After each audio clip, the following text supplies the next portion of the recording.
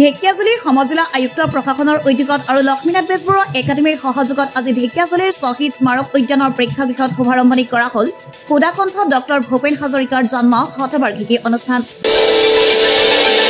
Sudhakantha doctor Bhupen হাজৰিকাৰ প্ৰতিচ্ছবিত পুষ্পাঞ্জলি অৰ্পণ কৰি বন্তি প্ৰজ্বলনৰ দ্বাৰা উক্ত অনুষ্ঠানটিৰ শুভাৰম্ভণি কৰে অৱসৰপ্ৰাপ্ত শিক্ষক তথা বিশিষ্ট সমাজকৰ্মী বিধুভূষণ ৰায়। আজিৰ উক্ত অনুষ্ঠানত মুখ্য অতিথি হিচাপে উপস্থিত থাকি সুধাকণ্ঠৰ জীৱনীৰ ওপৰত গুৰুত্বপূৰ্ণ ভাষণ আগবঢ়াই ঢেকিয়াজুলি লোকনায়ক অমিয় কুমাৰ দাস মহাবিদ্যালয়ৰ অধ্যক্ষ ডক্টৰ সুখদেৱ অধিকাৰীয়ে।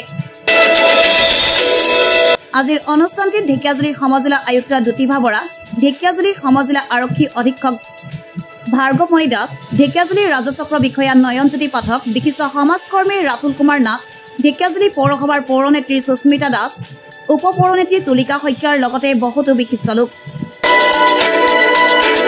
সমূহ কাৰ্যসূচীৰ অন্তত কৃষ্ণশ্ৰী শৰ্মা বৰাই ডক্টৰ ভূপেন হাজৰিকা দেৱৰ এটি গীতেৰে অনুষ্ঠানটিৰ সফল সামৰণি পেলায়। আজিৰ উক্ত অনুষ্ঠানটিত স্বতঃস্ফূৰ্তভাৱে সহযোগ কৰা সকলোলৈ কৃতজ্ঞতা জ্ঞাপন কৰে ঢেকিয়াজুলি লক্ষ্মীনাথ বেজবৰুৱা একাডেমীৰ অধ্যক্ষ তথা আজিৰ অনুষ্ঠানটিৰ আধ্যক্ষতা কাজল বৰাই। ভাল লাগিলে আজি সকলোৱে আমাক নিজৰ উপস্থিতি বিভিন্ন বিভাগ আৰু ছাত্ৰ ছাত্ৰীসকল আৰু জ্যেষ্ঠ আৰু বৰিষ্ঠ নাগৰিকসকলে আৰু বিভিন্ন সংগঠনৰ পৰা অহা বিষয়ববীয়াসকলে আমাক আজি সংগ দিলে, সংবাদকৰ্মীসকলে সংগ দিলে, ভাল লাগিলে। ঢেকিয়াজুলি সমজিলা আয়ুক্তৰ তত্বাৱধানত আজি অনুষ্ঠানটোত আহি সহযোগ কৰিলোঁ। অসমীয়া জাতীয় জীৱনৰ মহানায়ক, অসমীয়াৰ হিয়াৰ আমঠু, ভাৰতৰত্ন সুধাকণ্ঠ ডক্টৰ ভূপেন হাজৰিকাৰ আজি জন্মবাৰ্ষিকী ইতিমধ্যে অসম চৰকাৰেও ঘোষণা কৰিছে এই শতবাৰ্ষিকী উদযাপনৰ, আৰু তাৰে প্ৰস্তুতিৰ এক অংশবিশেষ আজিৰ এই অনুষ্ঠান। আৰু ইয়াত সকলো এই অঞ্চলৰ ছাত্ৰ ছাত্ৰীসকল, এই অঞ্চলৰ বিশিষ্ট ৰাইজ, সমাজকৰ্মী, বিভিন্ন সংগঠনৰ মুৰব্বীসকল আহি ইয়াত সমবেত হৈছে। আৰু সমগ্ৰ ৰাজ্যখনৰ লগতে এই অনুষ্ঠানটো আজি এক ঢেকিয়াজুলিৰ এক বিশেষ অনন্য অনুষ্ঠান হিচাপে পৰিগণিত হৈছে। আজি আপোনালোকে জানে আমাৰ ডক্টৰ ভূপেন হাজৰিকা দেৱৰ জন্ম শতবাৰ্ষিকীৰ আৰম্ভণি আজিৰ পৰা আৰম্ভ হৈছে আৰু আমি বিৰাট উৎফুল্লিত। আমি বুলিয়ে নহয়, গোটেই অসমবাসী, ভাৰতবাসী আজি উৎফুল্লিত।